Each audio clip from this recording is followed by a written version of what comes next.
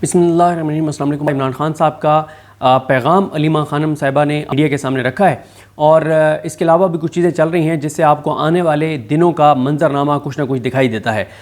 इस वीडियो में तो मैं सिर्फ बात कर रहा हूँ कि बाहर आकर क्या बात की गई या सूरत हाल किस तरफ जाती हुई नज़र आ रही है, लेकिन इमरान खान साहब के साथ जो न्यायालय में जो लोग मिले तो क्योंकि बहुत सी चीज़ें ऐसी होती हैं जो मीडिया पर आकर नहीं बताई जाती, तो वो अंदरूनी कहानी एक शख्सियत से मुलाकात है मेरी, उनसे बात करके फिर आपको बताऊंगा कि आज इमरान खान साहब ने और क्या हदायत दी हैं और किस तरफ चीज़ें जारी हैं। लेकिन एक बड़ी डेवलपमेंट तो ये हुई है कि अब इमरान खान साहब को जो है वो पैटर्न इन चीफ कहा जाएगा। अच्छा, इसमें ये नहीं है कि कोई इमरान खान साहब के इससे इख्तियारात कम या ज़्यादा हो जाएंगे, इसका कोई और तो असर नहीं है। ये एक मैसेज है कि अब तमाम तर फैसले एहतजाज के हवाले से इमरान खान ख़ुद करेंगे और ख़ुद लीड करेंगे, ख़ुद देखेंगे, एक एक चीज़ उनको रिपोर्ट की जाएगी जब भी मुलाकात ना भी हो। और इसीलिए अब जो अलीमा खानम साहबा ने बताया है कि इमरान खान साहब की जो हदायत हैं वो उमर अयूब साहब के ज़रिए उमर अयूब साहब के ज़रिए पहुँचेंगी और सलमान रकराजा साहब उनको इम्प्लीमेंट करवाएंगे। और अली मीन गंडापुर साहब के हवाले से कहा गया है कि क्योंकि वो वज़ीर आला KP के हैं तो वो गवर्नेंस के ऊपर और सूबे के अंदर डिलीवर करने के हवाले से जो है वो अपना फोकस रखेंगे। पहले मैं आपको बता देता हूँ अलीमा खानम साहिबा ने क्या कुछ कहा, इंपॉर्टेंट पॉइंट्स क्या हैं, फिर ज़रा बात करते हैं कि सूरत हाल है क्या। ये जो एक कहा जाता है कि मुल्क चल रहा है, चीज़ें इस हुकूमत के लिए कुछ और महाज जो हैं वो गर्म होने जा रहे हैं और तहरीक इंसाफ अगर इस मोमेंटम को बरकरार रख पाई तो चीज़ें इस हुकूमत के हाथ से निकल भी सकती हैं, सब अच्छा नहीं है। अलीमा खानम साहबा कहती हैं कि इमरान खान ने कहा है कि जमहूरियत, इंसाफ और वोट के ज़रिए तब्दीली के तमाम रास्ते बंद कर दिए गए हैं। जो कुछ हो रहा है ये लंदन प्लान का हिस्सा है। लंदन प्लान में 3 शख्सियात थीं, जंगल का बादशाह, काजी फायजी सा और सिकंदर सुल्तान राजा। इमरान खान ने कहा है कि 9 मई लंदन प्लान का हिस्सा था ताकि इमरान खान और PTI को क्रश किया जा सके। Chief justice Pakistan justice Umar Bandial ने 3 माह में इलेक्शन कराने का हुक्म दिया, लेकिन उस हुक्म को ना माना गया। जब लगा कि PTI को क्रश कर दिया गया है तो 8 फरवरी को इलेक्शन कराए गए, लेकिन कौम ने 8 फरवरी को इनकलाब बर्पा कर दिया। फिर 9 फरवरी को धांधली करके 17 सीटर पार्टी को इक़्तिदार पर मुसल्लत कर दिया गया।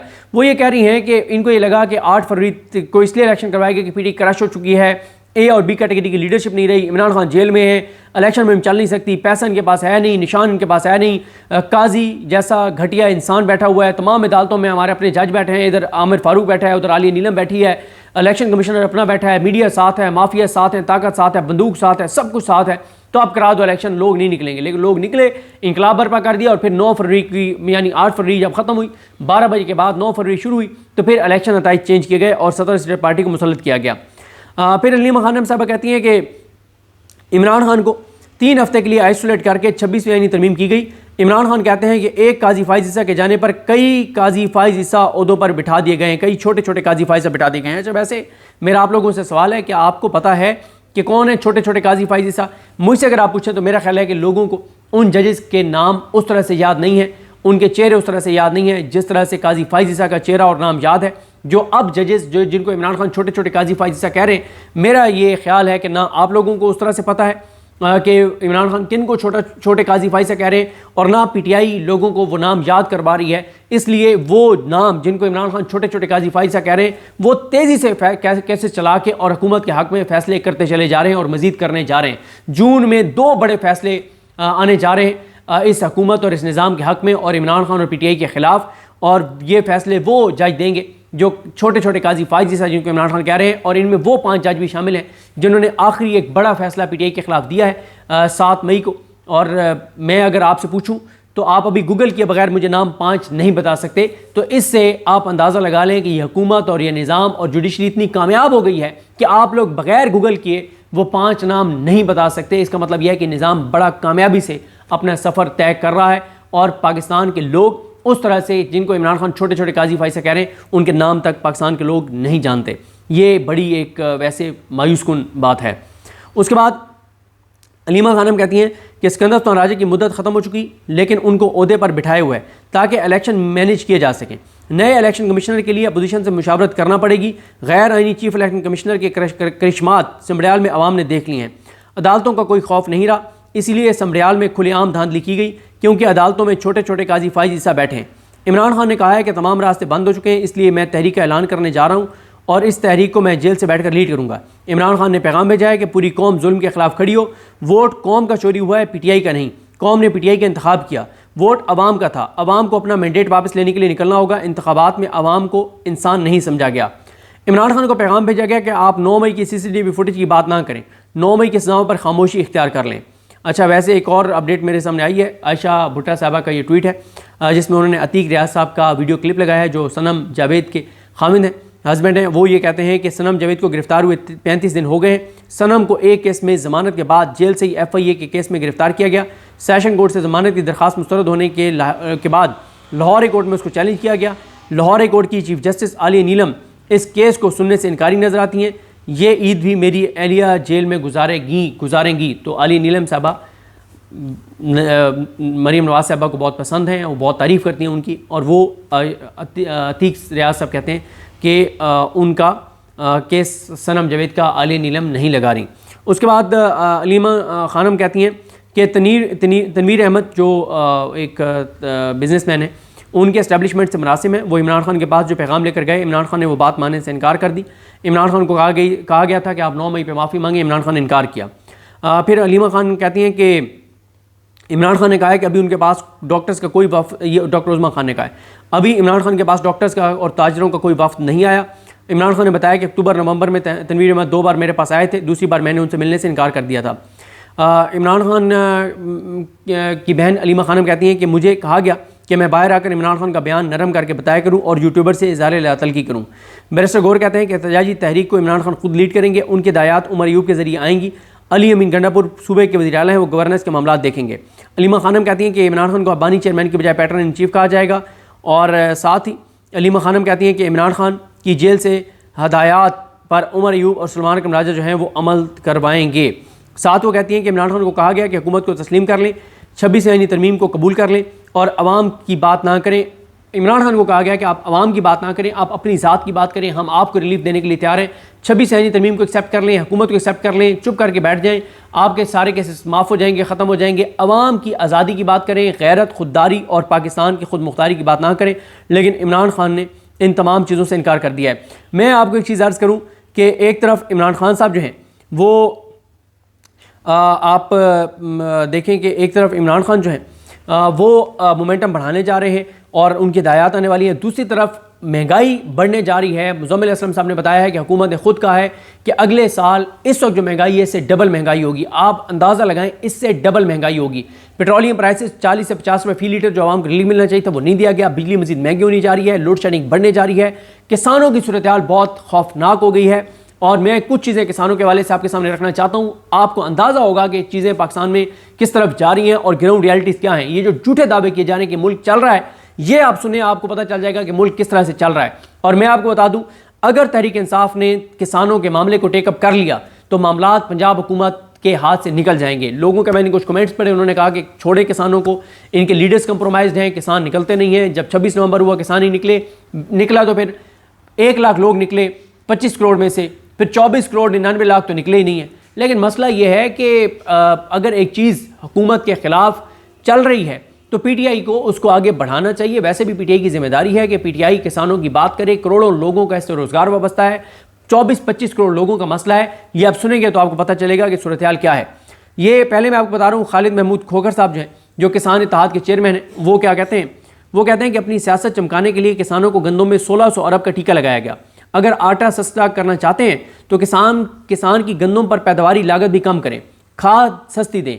वज़ीर इत्तलात को चैलेंज करता हूँ, या वज़ीर ज़राअत को चैलेंज करता हूँ कि लाहौर प्रेस क्लब में आके आवाम को बताएं कि किसान की 1 मन गंदम पर लागत क्या है और बेचने का रेट क्या है। किसान को इसमें फ़ायदा है या नुकसान है? खामोश क्यों हैं? आएँ बताएं कि किसान तबाह और बर्बाद हो रहा है। बिल्कुल जायज़ बात है कि आप आएँ बताएं कि जी अगर गंदम इतने की हमने रेट मुकर्रर किया है 1900, 2000, 2600 जितना भी, और उस पर बिक भी नहीं रही वैसे गंदम, तो किसान की लागत उससे कम है और उस पर किसान को मुनाफा आप आके बता दें, जो कि झूठ है, गलत बयानी है।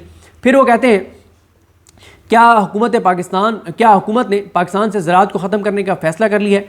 2 साल पहले आटे की लाइनों में लगी 24 ख़वातीन जानों से चली गई। ये ना हो कि वो 3-3 किलोमीटर की लाइनें अब 10-10 किलोमीटर पर चली जाएँ। आज किसान के ना खेत के हालात अच्छे हैं, ना ही घर के, ना सेहत और ना बच्चों की तालीम के। गंदम तमाम फसलों का इंजन है। गंदम का रेट और काश्त अच्छी होगी तो बाकी तमाम फसलें भी अच्छी होंगी। किसान की 1 मन गंदम पर लागत 3400 रुपये है, यानी वो जो काश्त करता है उसके ऊपर लागत खर्चा 3400 रुपये है। और उसको उसकी जो कीमत मिल रही है वो 1900 रुपये, यानी लागत से भी 1500 रुपये फी मन कम। कोई अंदाज़ा कर सकता है कि किसान पर क्या गुजर रही होगी। इस वक्त मकई काश्त करने वाला किसान बहुत परेशान है, उसको नींद नहीं आ रही। मकई काश्त करने वाले को भी उसकी उतनी कीमत भी नहीं मिल रही जो उसका खर्चा निकाल सके। मुनाफा तो दूर की बात है। मकई का रेट 3600 रुपये चल रहा था, लेकिन जैसे ही फसल आई तो रेट 2000 पर आ गया। ये सब कुछ बाय डिज़ाइन किया जा रहा है। मकई की फसल में किसान को 86 से 87 हज़ार रुपये फी एकड़ नुकसान हो रहा है। 6 किसान फिर वो कहते हैं कि किसान को सब्जियों का रेट भी नहीं मिल रहा। किसान से प्याज 8 रुपये फ़ी किलो ख़रीदा जा रहा है, लेकिन उसकी फ़ी किलो जो काश्त पर ख़र्चा है वो 35 रुपये है। 35 रुपये ख़र्चा है काश्त के फ़ी किलो पर, और मिल रहे हैं उसको 8 रुपये फ़ी किलो। काश्तकार जाए तो जाए कहाँ? हुकूमत सच नहीं बोल रही। भारत में किसान का अगर किसी फसल पर 100 रुपये खर्च होता है तो उसको 150 रुपये मिल रहे हैं। पाकिस्तान में किसान का जिस फसल पर 100 रुपये खर्च होता है उसको 50 रुपये मिल रहा है। यानी काश्त पर जो खर्चा होता है वो भी नहीं निकल रहा। किसान तबाह हो चुका है।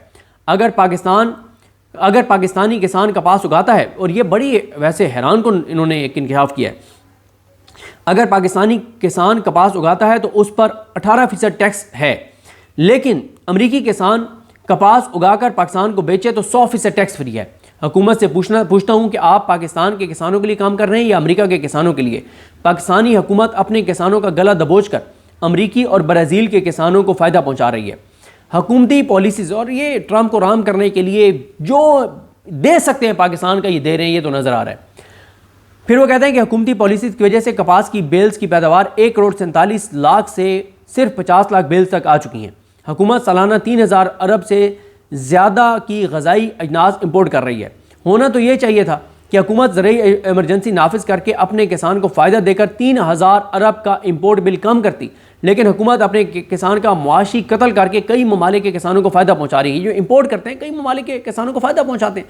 और ये मज़ीद, और जो मुज़म्मिल असलम साहब ने इंकशाफ किया है कि जो पहले हम इंपोर्ट कर रहे हैं 3000 अरब की, अगले साल इजाफी 2800 अरब रुपए की, यानी 6000 अरब की ग़ज़ाई अजनास हम इंपोर्ट करेंगे। सिर्फ इसलिए है कि हमने अपने किसान को तबाह कर दिया, अपनी ज़राअत को बर्बाद कर दिया। और इनको माल पैसा जब ये इंपोर्ट करते हैं तो उसमें माल बनता है ना, फिर खाने खाबे, करप्शन, लूट मार, हिस्सा, तो ये तो इंपोर्ट करेंगे। किसान से इनको क्या मिलता है? कुछ भी नहीं मिलता। उससे पाकिस्तान खुशहाल होता है। और ये पाकिस्तान को खुशहाल करने के लिए थोड़ी आए हैं, ये तो अपना माल बनाने आए हैं, अपने आप को खुशहाल करने के लिए आए। इनकी ईद अभी भी मियाँ साहब की ईद आप देख लें, वो लंदन में अपने आबाई घर, अपने आबाई वतन, अपने असल वतन वहाँ पे।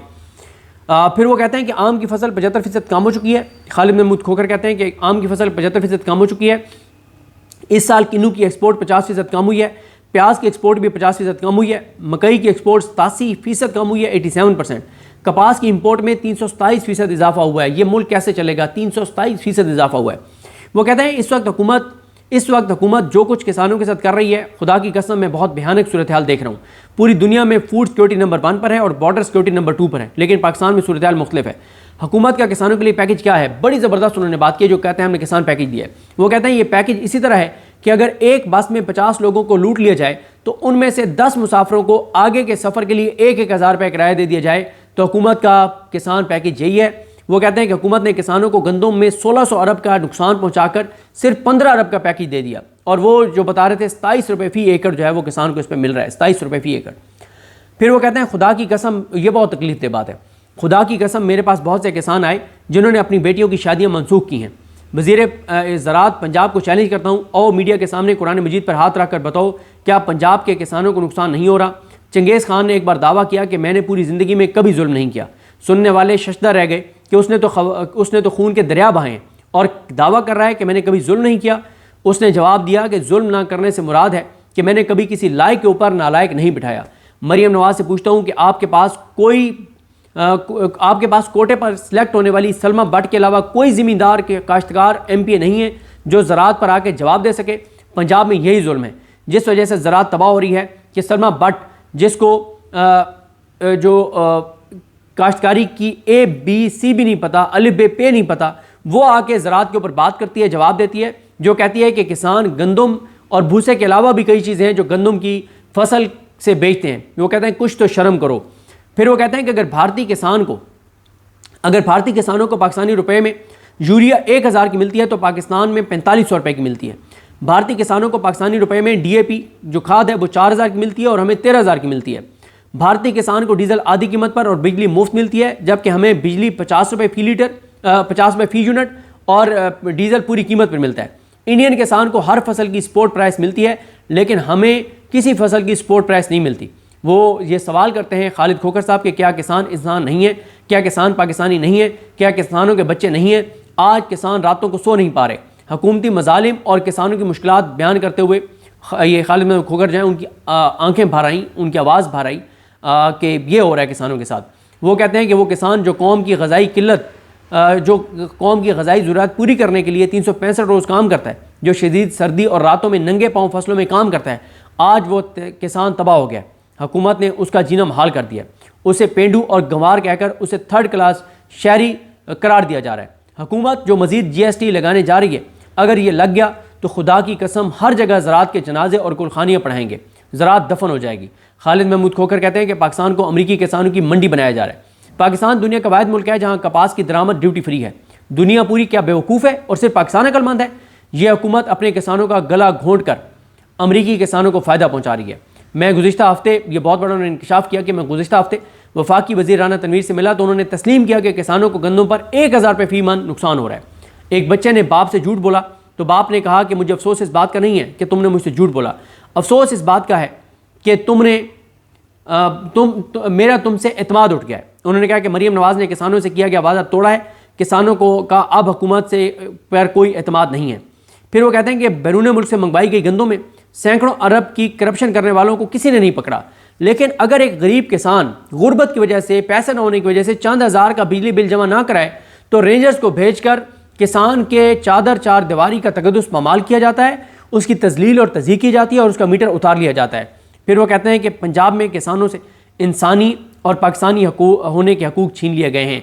देखें, अगर किसानों के ये हालात हैं और कि करोड़ों लोग ज़राअत से वाबस्ता हैं, एक्सपोर्ट्स गिर गई हैं, टेक्सटाइल इंडस्ट्री बंद हो गई है, कंस्ट्रक्शन रुक गई है, रियल एस्टेट रुक गई है, तनख्वाहदार तबका परेशान है, मज़दूर परेशान है, जो है ताजिर है वो परेशान है, हर तबका परेशान है, तो फिर खुशहाल कौन है? फिर मुल्क कैसे चल रहा है? मुल्क नहीं चल रहा। और आगे जो महंगाई की नई लहर आ रही है, तूफ़ान आ रहा है, और जो हालात होने जा रहे हैं उस पर मैं आगे आपको किसी वीडियो में बताऊँगा मुज़म्मिल असलम साहब ने क्या इंकशाफात किए हैं। तो हुकूमत के लिए सूरत हाल एक तरफ तो अवामी महाज मुश्किल होने जा रही है, ये पेट्रोल और डीजल मजीद महंगा करेंगे, टैक्स बढ़ाते जा रहे हैं, जो 40-50 रुपये फ़ी लीटर आवाम को रिलीफ मिलना था, एक तो वो रिलीफ नहीं दे रहे, ऊपर उसके महंगा भी कर रहे हैं, आलमी मार्केट के मुताबिक रिलीफ नहीं दे रहे, किसान खुदकुशियों पर आ गया है और तनख्वाहदार तबके को भी कोई ये रिलीफ देने नहीं जा रहे उस तरह से जो इनको देना चाहिए। तो एक तरफ अवामी सतह पर इस हुकूमत की मुश्किलात बढ़ने जा रही हैं, दूसरी तरफ तहरीक इंसाफ एक्टिव है। अगर तहरीक इंसाफ ने मोमेंटम बना लिया और अवाम को जो सलमान अकमर राजा साहब बता रहे हैं, और जो आज नईम हैदर पंजोता ने भी कहा कि ये अवाम को इदराक होना चाहिए कि इमरान खान के जेल में रहने से इमरान खान पर तो सख्तियाँ हो रही हैं, जो मुल्क के साथ ये खिलवाड़ कर रहे हैं उससे पूरा पाकिस्तान मुश्किलात का शिकार हो रहा है। तो लगता है कि आने वाले दिन इस हुकूमत के लिए कोई अच्छा नहीं है। बहरहाल जो भी होगा आपको अपडेट करेंगे। मुझे अपनी दुआ में याद रखें। अलग नहीं, हम सबका हामी नासर। अल्लाह हाफ़िज़।